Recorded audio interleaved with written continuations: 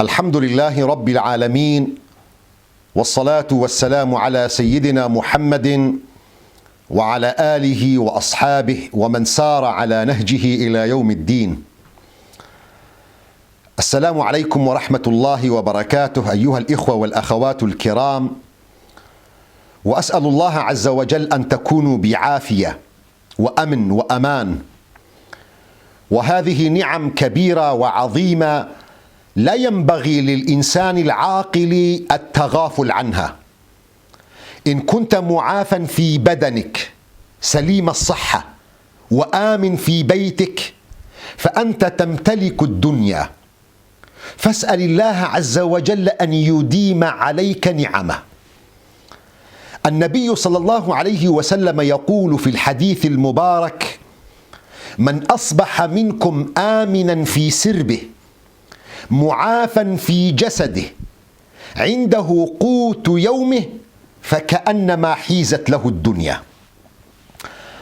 الأحبة الكرام، خلال الأيام الماضية الكثير من الأصدقاء والأحبة يراسل ويتصل يطلب الحديث عن هذه الجائحة التي اجتاحت العالم كله، عن فيروس كورونا، وكنت أرفض الحديث عنها مراهنا على وعي الناس، وأنه في مثل هذه الأمور وفي مثل هذه الحالات والأوضاع لا حديث يعلو فوق حديث الأطباء وأصحاب الاختصاص، وينبغي أن نكون جميعا آذانا صاغية لهم.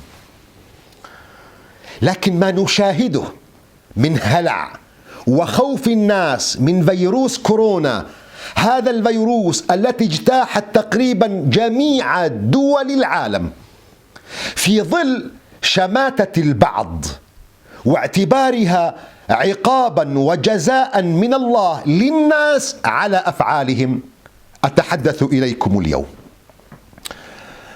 بداية أيها الإخوة، هذا الكون الفسيح من أوله إلى آخره هو مخلوق من مخلوقات الله عز وجل. كل هذه المخلوقات في الكون بما فيها تسبح لله وتسجد لله خالقها. اسمع إلى الله عندما يقول: ألم تر أن الله يسجد له من في السماوات ومن في الأرض والشمس والقمر والنجوم والجبال والشجر والدواب وكثير من الناس وكثير حق عليه العذاب. الكل خاضع لسلطان الله عز وجل، والكل في قبضة الله عز وجل. تسبح له السماوات السبع والأرض ومن فيهن وإن من شيء إلا يسبح بحمده ولكن لا تفقهون تسبيحهم.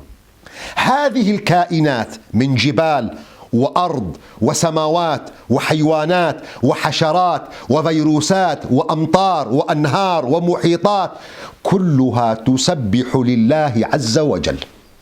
تسبح لله عز وجل بلسان الخضوع والانقياد لله، لأنها خاضعة لله عز وجل، بمعنى أن الله إذا شاء جعل هذه الكائنات نعيما للناس، وإذا شاء جعلها جحيما.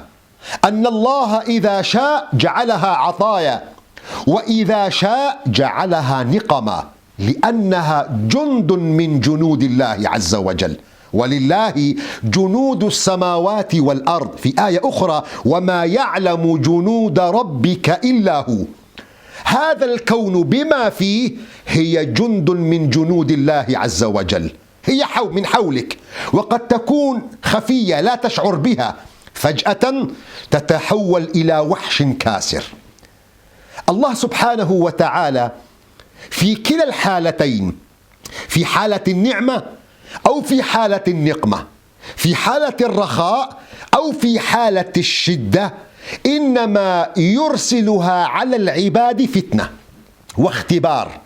وهذا سنة من سنن الله عز وجل في الكون، وسنة تجري على الجميع، جميع البشر، مسلمهم وكافرهم تجري عليهم الفتن، ولا يسلم من هذه الفتن بقسميها بالعذاب أو بالنعمة، لا يسلم منها حتى الأنبياء، بل الأنبياء والرسل والصالحون هم أشد الناس افتتانا واختبارا وابتلاء، لأن هذه سنة الله في الكون لا تتبدل ولا تتغير، وهي عامة لكل الناس.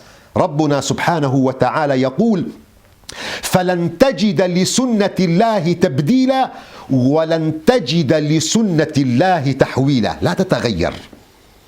والفتن أيها الأحبة ليست بالضرورة أن تكون دائما على صورة وهيئة العذاب، بل الفتن قد تكون على صورة النعم. فابتلاء الله عز وجل لعباده في هذه الحياة الدنيا يكون بالمصائب والمحن أحيانا، وبالخير والنعم أحيانا أخرى. ربنا عز وجل يقول في القرآن الكريم: ونبلوكم بالشر والخير فتنة وإلينا ترجعون. وربنا عز وجل يقول: وبلوناهم بالحسنات والسيئات لعلهم يرجعون. الأولاد، الأموال هي في عرفنا في أعيننا هي نعمة، لكنها في الحقيقة فتنة من الله عز وجل للعباد. الله سبحانه وتعالى يقول: واعلموا أنما أموالكم وأولادكم فتنة.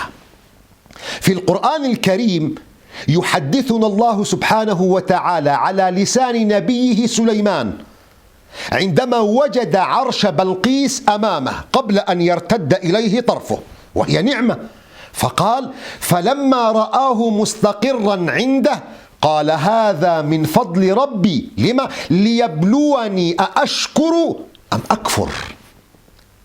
فالله سبحانه وتعالى عندما يرسل الفتن قد تكون في صورة النعمة وقد تكون في صورة النقمة، وهذا الأمر واضح في مملكة سبأ.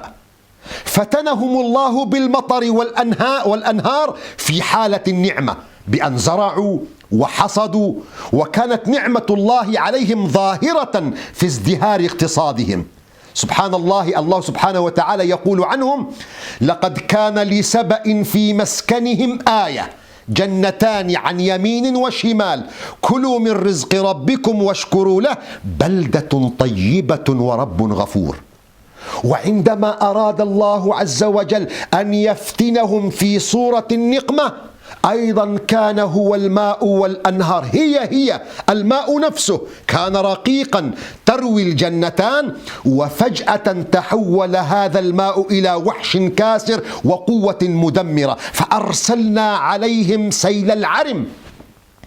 هذا الفيروس، فيروس كورونا، كمثل أي كائن في الكون ما هو إلا جند من جنود الله عز وجل. وحتى، والناس تتحدث، وحتى وإن صدقت نظرية المؤامرة كما يتحدث بها الناس أنها خلقت وصنعت وطبخت في مختبرات استخبارات بعض الدول، فهي أيضا جند من جنود الله، لأنها لا تخرج عن إرادة ومشيئة وقدرة الله عز وجل. هذا إيماننا. إذن هذا الفيروس وسائر الكائنات عندما يرسله الله عز وجل بيد ملك أو بشر أو حيوان إنما يرسل بأمر الله عز وجل، وعندما يرسل تكون فتنة للناس عامة بقدر الله عز وجل، للمسلمين ولغير المسلمين، للصالحين وللطالحين والعاصين. المؤسف في الأمر أن هناك من ينسب لنفسه معرفة الغيب ومعرفة مراد الله عز وجل من هذه السنن، فيصنفها تارة بالرحمة هنا وتارة بالعقاب هناك، وهذا قصور فهم وسوء أدب مع الله عز وجل، وهذا ما لا ينبغي أن يكون عليه المسلم. لأن هذا الوباء، وباء كورونا، وكل البلايا والكوارث والزلازل والبراكين والفيضانات عندما يرسلها الله عز وجل فتنة على العباد تحتمل إحدى ثلاثة أمور: إما أن تكون تذكيرا، وإما أن تكون عذابا، وإما أن تكون رحمة، وهي في كل الأحوال عامة لا تحصروها في الكفار والعصاة، بل قد تكون على المؤمنين والمسلمين والطائعين.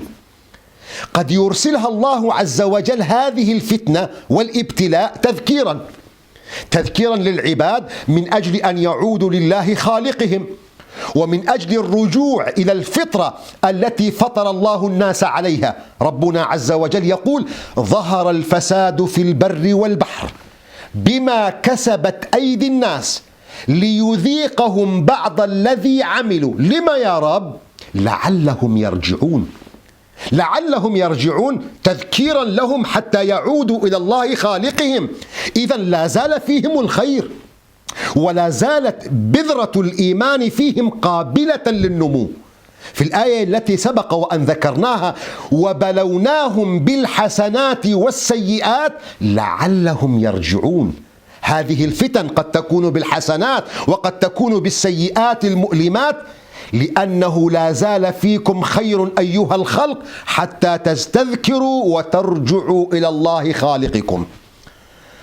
المسلم في كل أحواله وفي جميع هذه المصائب والبلايا ينبغي أن يكون في هذه الحالة، يقرأ المصيبة والفتنة ويدرسها ويأخذ منها العبر ويستفيد منها بالعودة والالتجاء إلى الله عز وجل. هذه الحالة الأولى، أن الله عز وجل قد يرسل الفتنة سواء كانت نعمة أو نقمة تذكيرا للعباد ليعودوا إلى الله خالقهم أو ليزدادوا إيمانا بربهم. الحالة الثانية أن تكون رحمة، أن الفتنة قد يرسلها الله عز وجل رحمة للعباد، إما بتكفير الذنوب والسيئات أو رفعة للدرجات، وكلاهما وارد في أحاديث النبي صلى الله عليه وسلم. الإمام مسلم يروي عن عبد الله بن مسعود رضي الله تعالى عنه يقول: دخلت على النبي صلى الله عليه وسلم وهو يوعك يتألم من شدة المرض، فقلت: يا رسول الله، إنك لتوعك وعكا شديدا تتألم. فقال النبي صلى الله عليه وسلم: أجل، إني أوعك كما يوعك رجلان منكم، أتألم ألمي زائد عنكم. فقلت للنبي صلى الله عليه وسلم: ذلك لأن لك أجرين يا رسول الله. فقال النبي صلى الله عليه وسلم: أجل، ما من مسلم يصيبه أذى من مرض فما سواه إلا حط الله به سيئاته كما تحط الشجرة ورقها. هذه الحالة الثانية، أن الله عز وجل قد يرسل الفتن رحمة بالعباد، إما تكفيرا لذنوبهم أو رفعة لدرجاتهم. الحالة الثالثة أن الله عز وجل قد يرسل هذه الفتن سواء كان، أذكر مرة أخرى، سواء كانت نعما بالاستدراجهم أو نقمة عذابا لهم، مثلما أرسل الله الهواء والريح على قوم عاد. الهواء هذه النسمة الطيبة التي لو انقطعت عنها، هذه النسمة المحببة لنا لو انقطعت عنا لانتهينا. الله سبحانه وتعالى بذله لنا بفضله بالمجان، هو جند من جنود الله عز وجل. فجأة وبأمر الله عز وجل تحولت إلى قوة مدمرة دمرت قوم عاد. وعاد تشبه كثيرا من دول العالم اليوم التي تفتخر بنفسها على الناس وعلى الدول. الله سبحانه وتعالى قال عنهم: من أشد منا قوة. عن قوتهم يقول ربنا عز وجل: أتبنون بكل ريع آية تعبثون، ناطحات سحاب، وتتخذون مصانع لعلكم تخلدون. القوة الاقتصادية، وإذا بطشتم جبارين. الغرور بالقوة العسكرية تماما كما هي كثير من الدول ببطشها وغرورها على العالم. هذا الهواء النسمة العليلة الطيبة تحولت إلى عدو فتاك. يقول ربنا: وفي عاد إذ أرسلنا عليهم الريح العقيم ما تذر من شيء أتت عليه إلا جعلته كالرميم.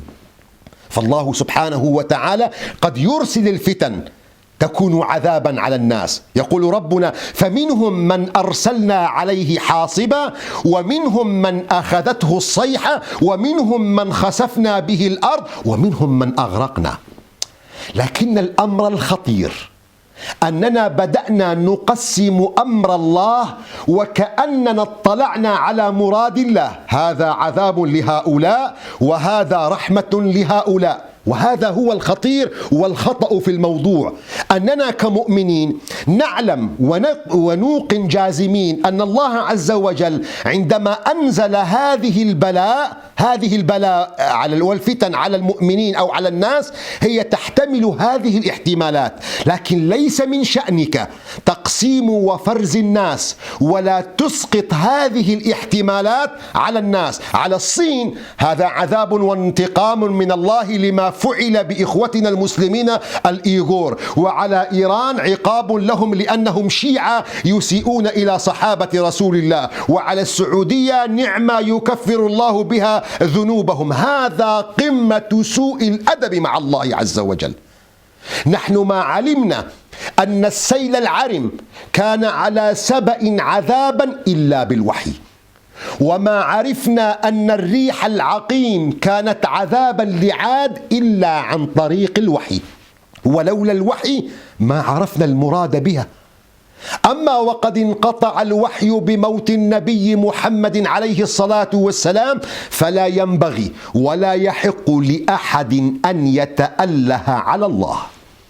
نبينا المصطفى عليه الصلاة والسلام وهو نبي مرسل ينزل عليه الوحي كان يتعامل مع الظواهر الكونية باحتمالاتها، ولم يجزم النبي صلى الله عليه وسلم في أي ظاهرة كونية أنها خير أو شر أو هي عقاب أو مكافأة، مع أنه نبي يوحى إليه.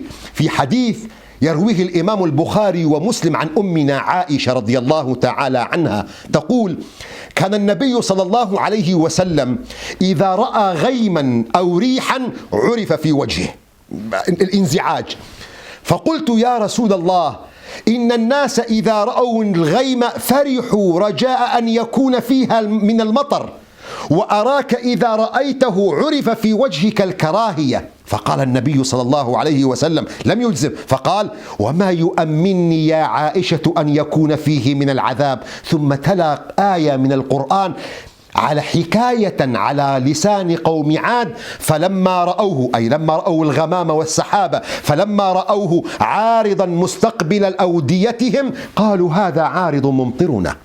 فالنبي صلى الله عليه وسلم وهو نبي يوحى إليه كان ينظر إلى الظواهر الكونية على أنها ذات احتمالات، ولم يجزم النبي صلى الله عليه وسلم رغم أنه نبي يوحى إليه. في حادثة وفاة ابنه إبراهيم على نبينا عليه الصلاة والسلام من قدر الله عز وجل أن في ذلك اليوم كسفت الشمس، قدرا من الله عز وجل.